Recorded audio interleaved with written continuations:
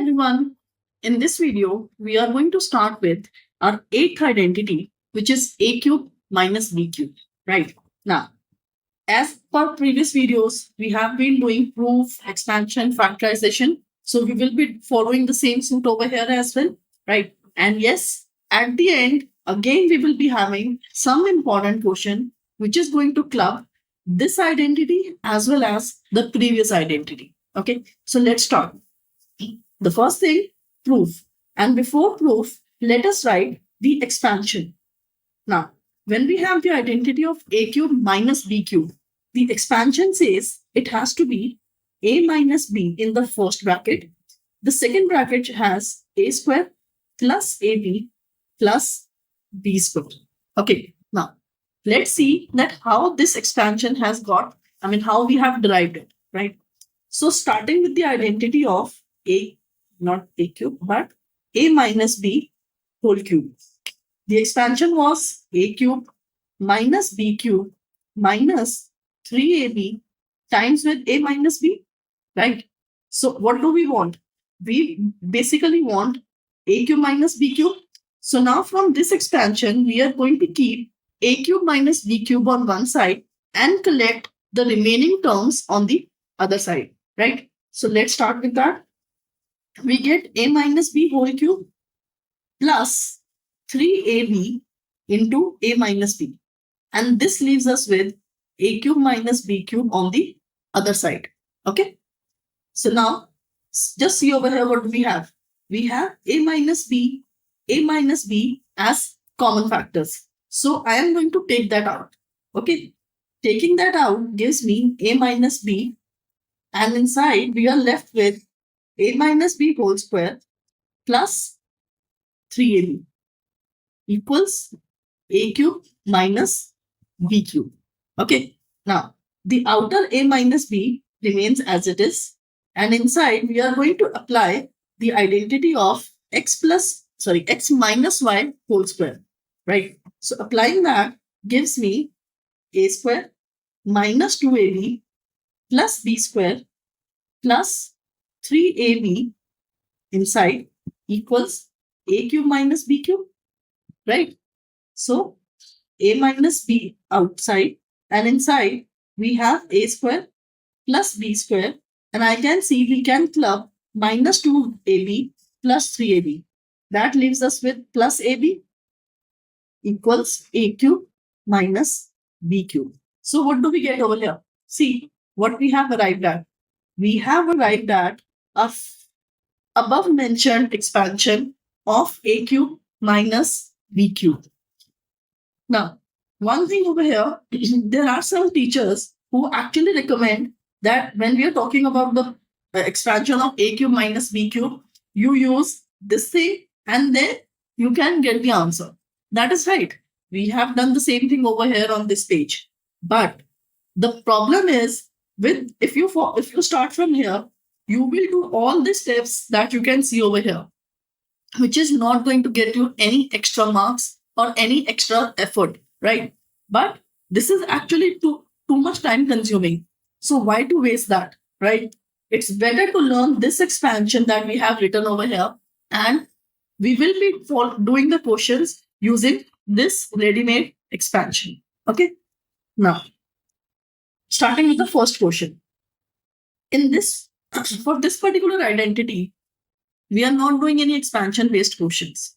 But instead of that, we are doing the first question, which is finding the product. Okay. So finding the product over here, what does we have? We have x square minus 1, x4 plus x square plus 1. And how do we start? It is a very easy question. You just need to first identify that yes, it belongs to a cube minus b cube, right? Okay. So what do we do? Let x square equals a and 1 equals b. So what do we have now? The first bracket is giving me a minus b. The second bracket is having x to the power 4. So that means it is having a square plus x square.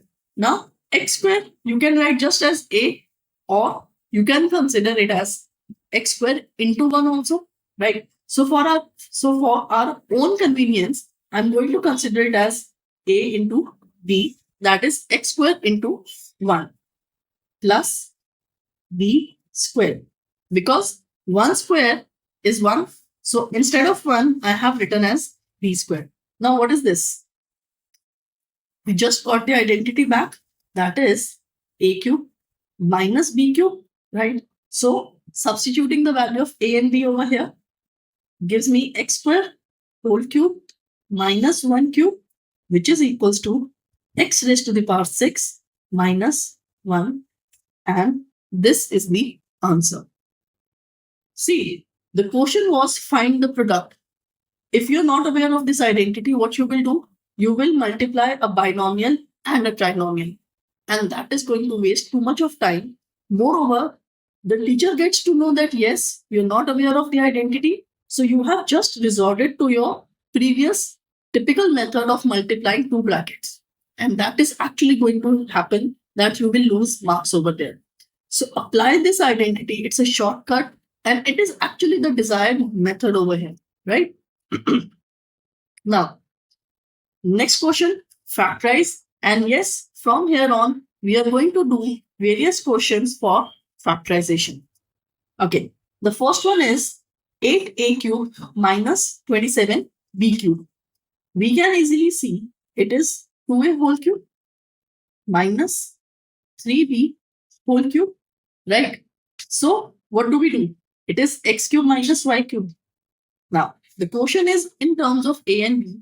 So I will write the identity in terms of x and y. And guys, this is always a method. If your question contains xy, write your basic identity in terms of AB. But if your question contains AB, write your basic identity in terms of x and y. Okay. Now, x cube minus y cube equals x minus y into x square plus xy plus y square, right? So what we are going to do? We are just going to substitute the values of x and y. That gives us 2a minus 3b. In the next bracket, we will have 2a whole square plus 2a into 3b plus 3b whole square, right? So this is equals to 2a minus 3b in the first bracket. Now, the second bracket gives me 2a whole square, which is 4a square, plus 2a into 3b. That gives me 2 into 3 is 6. A into b is ab. So we get 6ab plus 3b whole square. That becomes 9b square. So guys, this is your answer for the factorization, because what we have got? First factor, second factor, right? The question was 8a cube minus 27b cube. It was not factors over there. The expansion for this identity is actually direct factorization. So when we are talking about a cube plus b cube or a cube minus b cube, the expansion leads to the factors. So yes, this is actually pretty easy, right? Moving on to the next. Now, the question here says 2a to the power 7 minus 128a. You do not see any cube over here as such, which is correct. I also do not see it. But what I can see over here is common factors. Whenever we are doing factorization, whether it belongs to class 8, 9, 10 or any level, the first and foremost rule is if you have any common factors, take that out and then proceed with your factorization, whatever technique is to be applied inside. But the first thing, take out common factors. So what common factors do we have over here? We have got 2 as a common factor because the first term contains 2, the second term contains an even number which is 128. So yes, 2 is a common factor. After that, a also exists in both the terms. So a is also a common factor, right? Taking them out gives me 2a, and inside I am left with a to the power 6 minus 64. Because when we took out 2a, 2 moved out, and out of a7 dividing with a leaves us with a to the power 6. Okay. And similarly, when you divide 128a with 2a, you will be left with just 64. Now, how are we going to apply the identity which we have just learned in this video? So what do we do? 2a remains out now. It is going to remain out forever in this question. Okay. So what do we get now? A to the power 6 can be written as a square whole cube. And what is 64? 64 is 2 to the power 6. That is 64, right? So what I'm going to write, another step over here, a square whole cube minus 2 square whole cube, and that actually can be written as 2a square whole cube minus 4 cube. So now, what is my x? X is a square, and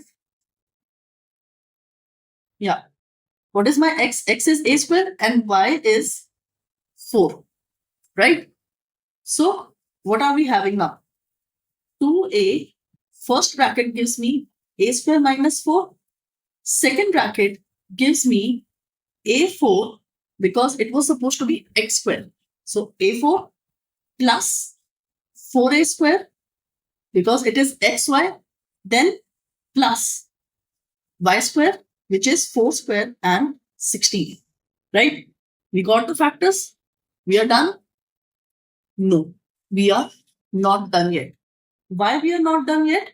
Because a square minus 4 can still be factorized. What we have to do over here, we have to apply the third identity. Third identity was x square minus y square, right? So we get 2a, a minus 2, a plus 2, and now the bigger bracket, a4 plus 4a square plus 16 comes as it is. And here we have got the answer, which is a4 plus 4a square plus 16, right? So these are the factors that we have got for 2a to the power 7 minus 128a. Okay. Now, the next question, a6 minus b6. So how do we start with this question? If you remember, I had given this question in the previous video also by mistake, and I told that I will be covering it up with the next identity. So here we have a6 minus b6. Now what can we do over here? We can rewrite it as a cube outside square minus b cube outside square. Okay. Now there is going to be a question in your mind that, ma'am, why can't we replace 2 and 3?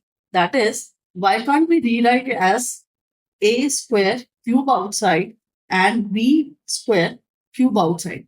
That is absolutely correct. It is a valid question. We can write it like this also. But what happens? You will just be applying a single identity of x cube minus y cube. However, if you see over here, when we have x square minus y square form, you will get the two versions. Just see what we do over here, right? So now, it gives me a cube minus b cube in one bracket, second bracket a cube plus b cube. Because what is this? This is like x minus y into x plus y because of the identity x square minus y square, right? This is what we have got. So I have got two factors initially, which is a cube minus b cube and a cube plus b cube. After this, what we are going to do? We are going to expand each of the brackets with the respective identities. So what are we getting? A minus b, a square plus ab plus b square out of the first bracket. Then second bracket, a minus b and a square minus ab plus b square.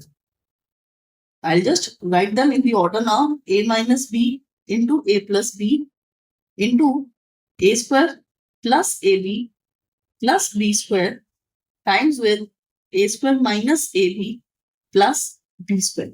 So here we have this quotient a6 minus b6.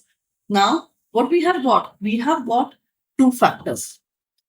If you had done this question in the other way, which I was talking initially, you would have got only 2 factors. But now we got smaller 4 factors, which is actually the perfect solution for A6 minus B6. I hope it's clear, right? Now, moving with the next one. So what do we have over here? We have got A cube minus B cube minus A plus B. It appears to be like a simplification quotient, but it is a factorization quotient. Why? Because what I'm going to do, I'm going to apply the identity of A cube minus B cube over here, and we will get some common factors later on. Let's see how. In the first group, I am applying A minus B into A square plus AB plus B square. And after that, I am left with minus out. So A minus B from your second group, right? Now, what can we see? A minus B is a common factor. So I will take that out. Means A minus B comes here. What are we left with? A square plus AB plus B square from the first group. From the second group, we had minus and then 1. Because A minus B came out, so we were left with nothing. And when we're talking about factorization, nothing actually means 1. So I got 1 in place of that. Now, this is the final answer. Why final so soon? Because we are not left with any simplification possible over here. Yes, this quotient consisted of only 2 steps and it's pretty easy. You just need to understand how to do it, right? Now, the next question. And yes, here we get a star question. Okay. We have seen the numbers, just the numbers after very long, because now when we are talking about the maths, it actually comprises of the numbers and the alphabets, right? So here we have numbers, right? So what do we get? And how this quotient actually belongs to A cube minus B cube. Because if you see, this is A cube, this is B cube, right? So let's start. Let 59 equals A and 9 equals B. Okay. Now we had numbers and we are taking numbers, variables instead of numbers. Okay. So what do we get on top? We are having A cube minus B cube. Now in the denominator, it is 59 square. Means we have got A square, right? After that, 59 into 9. So 59 into 9 means we are having plus AB. Then last term, 9 square means B square. Okay. Now, when we expand, expansion is possible on top over here, right? You will see variety of quotients possible with such numerator and denominator including numbers. So be careful. There is no fixed pattern, but whatever is given, you just have to follow accordingly. Rest assured, yes, these identities are going to be applied in all such quotients. Okay. Now, A cube minus B cube means A minus B into A square plus AB plus B square. And denominator, we already have A square plus AB plus B square. Right? We can see the second bracket readily available to be cancelled. So strike that off. Then what are we left with?